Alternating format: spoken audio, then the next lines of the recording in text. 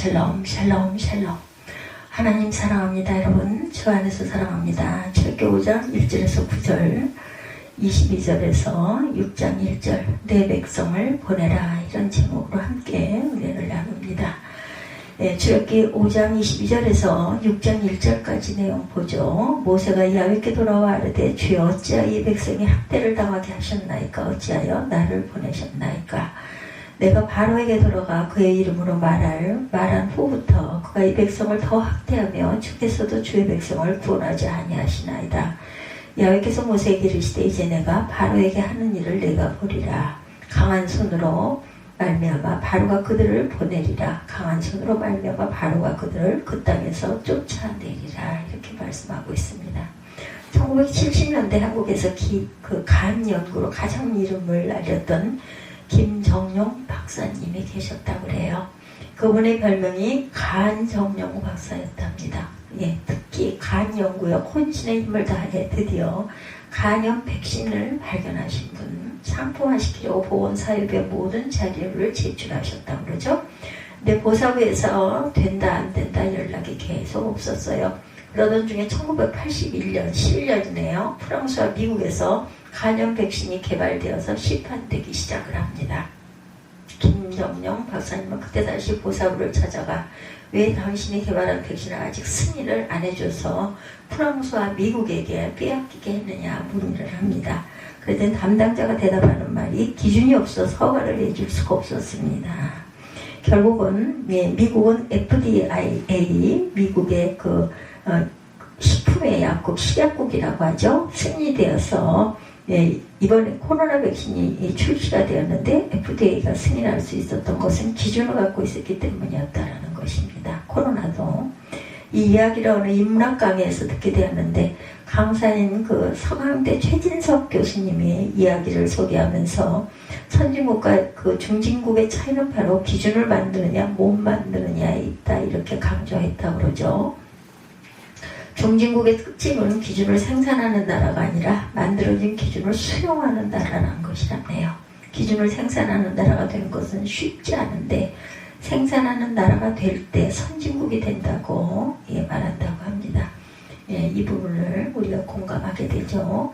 그래서 속히 우리 조국 한국도 백신을 만들 뿐만 아니라 승인을 위한 기준까지 만드는 그러한 선진국이 되기를 주님의 이름으로 축복합니다.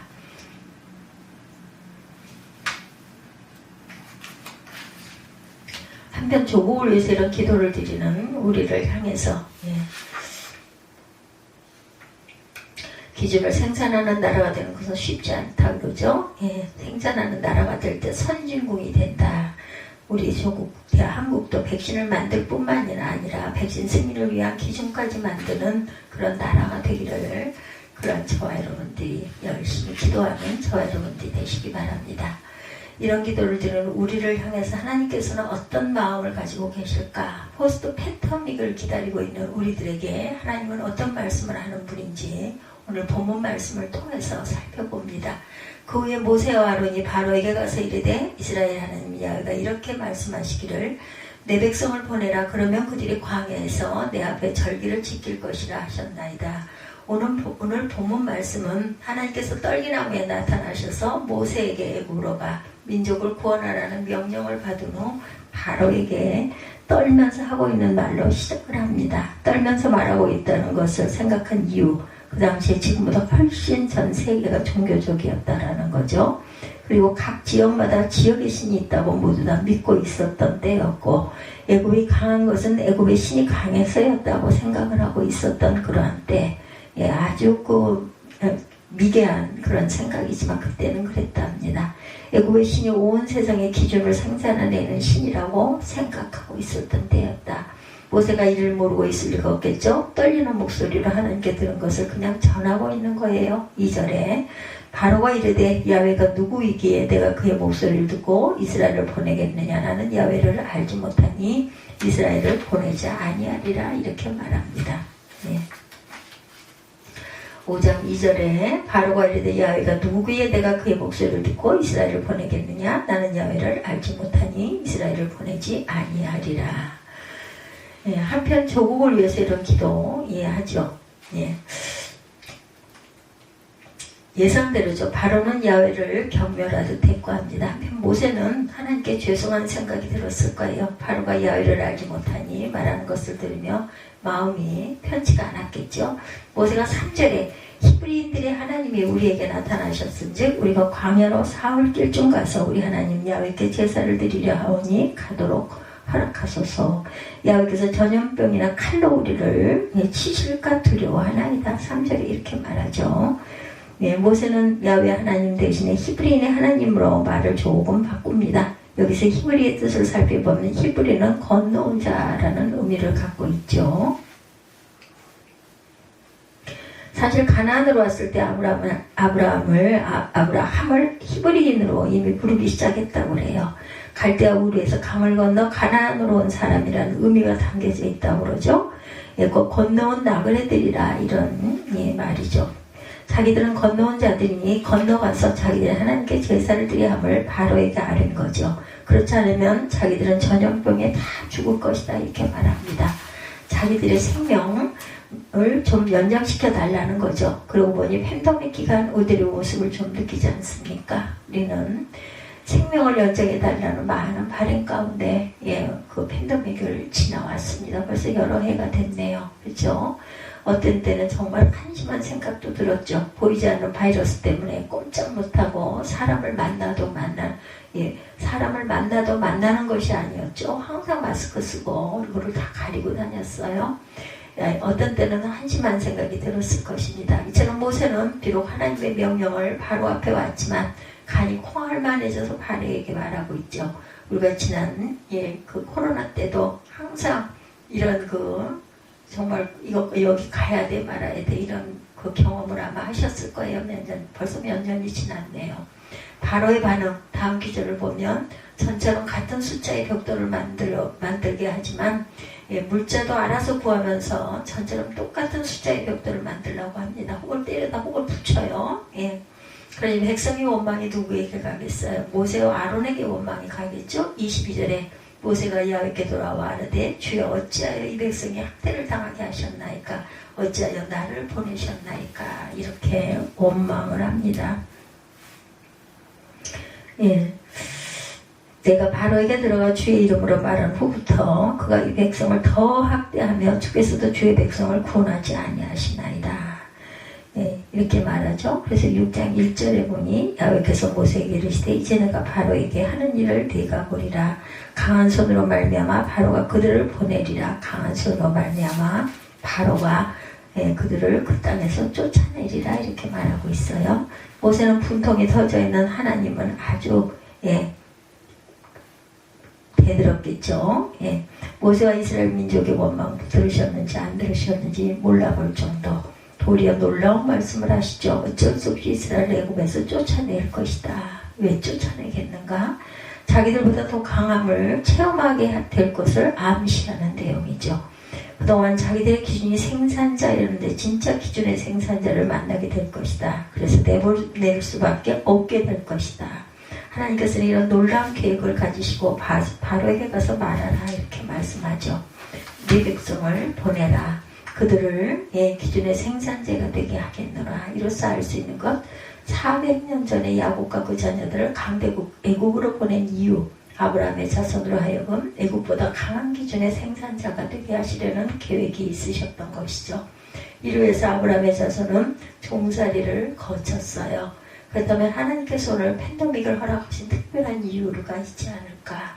우리 또한 그 몇 년 동안 아주 정말 이 생명이 오늘 내가 병에 걸릴까 어떨까 늘 두려워하면서 염려하면서 어디를 갈 때도 항상 이런 부분 때문에 굉장히 마음이 불편했죠. 하나님은 팬데믹의 공포 가운데 있던 우리에게 하나님께서 같은 말씀을 하시는 건 아닐까. 내 백성을 보내라. 그들의 기준이 생산자가 되게 하겠노라. 곧 이스라엘 백성에는 출애굽하라는 말씀이지만 우리에게는 출팬데믹하라 이런 말씀이었겠죠. 지나간 시간에 가슴 떨리는 삶이었습니다. 출애굽하는 이스라엘 민족의 삶을 통해 해답을 찾을 수 있어요. 왜 하나님께서 백성을 보내라고 말씀하셨는가? 절기를 지키는 자가 되게 하기 위함이었다. 이스라엘인들이 지키는 절기가 세 가지가 있죠. 유월절, 오순절, 그리고 초막절. 시간상 설명해 드리지 못하겠지만 공통점은 모두 예수님을 향한 절기, 특히 유월절이 그렇죠. 유월절은 애국에서 10번째 재앙을 내리는 날 모든 이스라엘 민족이 지킵니다. 이때 양의 피를 문설주에 바른 이스라엘 민족의 집은 죽음의 천사가 넘어가지만 유월절 패스오버 했다 이렇게 말하죠. 6월 넘어갔다. 곧 기준의 생산자가 되는 민족은 바로 패스오버를 경험한 민족이라는 것입니다. 그동안 애국은 힘과 지식으로 기준의 생산자 나라가 됐어요. 이제 하나님께서는 온 인류에게 진정으로 필요한 기준의 생산자가 되는 민족 내지 나라가 필요하시다는 것. 하나님께서 온 인류를 위한 기준의 생산자가 되는 민족과 나라는 400년의 애국 종살이의 훈련 기간을 마친 후 6월절을 경험한 민족과 나라임을 알려주고 계시죠. 이와 같은 맥락에서 팬데믹 가운데 있는 우리를 세우신 것은 아닐까. 그럼 오늘날 6월절을 경험한다는 것은 과연 어떤 것일까? 팬데믹 기간 중 장년들을 중심으로 꽃소리 핫 라인이 개설되어서 많은 분들에게 큰 위로와 즐거움을 안겨주었던 일이 있었다고 그래요. 그중 부자지간에 재미있는 대화 코너가 있었는데 여러분들 그 내용이 아주 재미있습니다. 교회 다니는 사람들이 제일 좋아하는 라면, 무슨 라면일까? 하나님, 주님과 함께 라면 얼마나 좋을까? 얼마나 아름다워요? 6월절을 경험한 가정에서 나눠지는 대화입니다. 팬데믹 가운데서도 주님과 함께라면, 때로는 삶 속에 갈팡질팡할 때도 주님과 함께라면, 어려움이 있을 때도 주님과 함께라면, 코로나 백신으로 많이 고통을 받고 아주 가슴을 조이면서 지나온 시간들, 그러나 이것으로 하나님께서 원하시는 팬데믹이 완성되지는 못한다. 우리는 또 다른 백신이 필요하죠. 라면 백신입니다. 주님과 함께라면. 주님이시라면, 하나님께서는 주님과 함께라면 노래를 부르며 담대히 절기를 지키는 참된 기준의 생산자들로 하여금 새 역사를 이루고 계시다. 이 위대한 시간에 우리를 부르시고 계십니다. 출 팬데믹 하라. 이미 출 팬데믹 했습니다. 우리는 지나간 일을 돌이켜볼 뿐입니다. 주님은 우리를 구원하여 기준의 생산자가 하시려고 6월절 어린 양이 되셨죠. 사순절입니다. 기억하시고 이를 위해서 우리를 향하여 하늘로부터 돌진하여 내려오신 사건. 어떤 분들은 생각할지 모릅니다. 그래도 백신을 개발한 카리코 박사처럼 뭔가 준비가 되어 있어야지 우리처럼 준비 안 된 자들을 부르시겠는가. 1900년경 평안도 정주 땅에 백사겸이라는 사람이 있었다고 그래요. 1900년 조금 넘었겠죠. 하루는 일하러 가는데 보니까 선교사님이 교회를 짓는데 거꾸로 벽돌을 구워가지고 교회를 짓고 있더랍니다.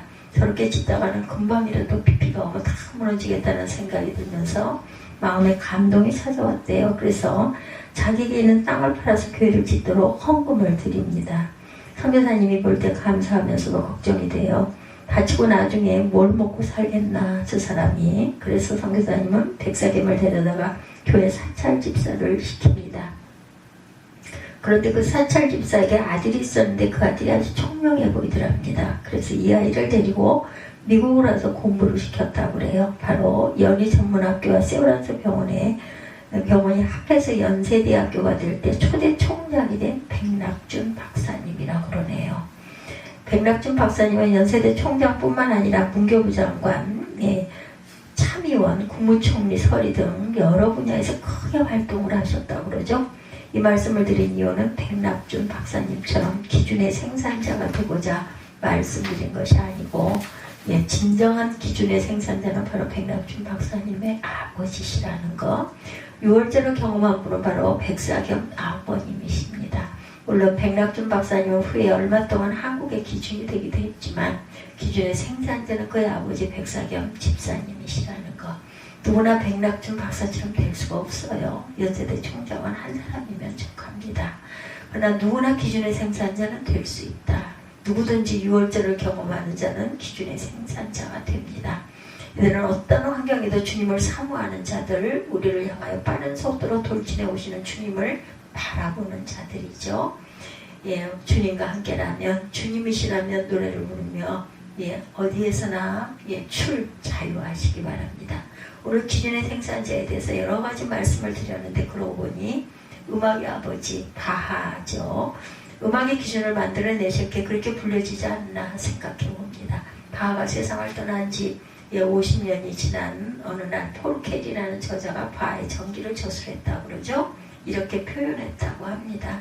조국이여 그를 자랑스러워해라. 그에 머물러서는 그에 어울리는 나라가 되라. 바하가 독일의 국격의 기준이 되었다고 그래요. 그런데 바하는 독일의 국격의 기준만 된 것이 아니었다고 그러죠. 나사에서 1977년도